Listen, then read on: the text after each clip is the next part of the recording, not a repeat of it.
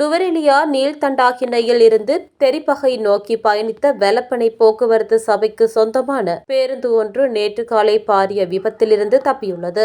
ராசிங்கொல்ல முதலாவது வளைவு பகுதியில் பயணித்துக் கொண்டிருந்த போது பேருந்தில் திடீர் இயந்திர கோளாறு ஏற்பட்டுள்ளது.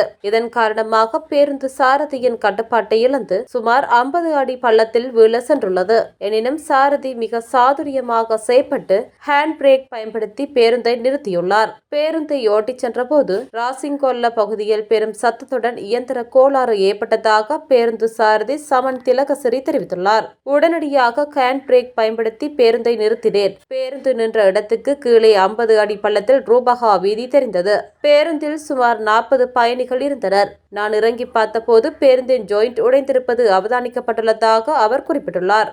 டேட்வா சூறாவளியினால் மண் சரிவுக்குள்ளான குறித்த வீதியின் குறுகிய வளைவு பகுதியிலேயே இந்த சம்பவம் இடம்பெற்றுள்ளது. சாரதியின் செயல்பாட்டினால் பாரிய உயிர்ச்சேதம் தவிர்க்கப்பட்டுள்ளதாக வெலப்பனை போக்குவரத்து சபை அதிகாரி பண்டார தெரிவித்துள்ளார்.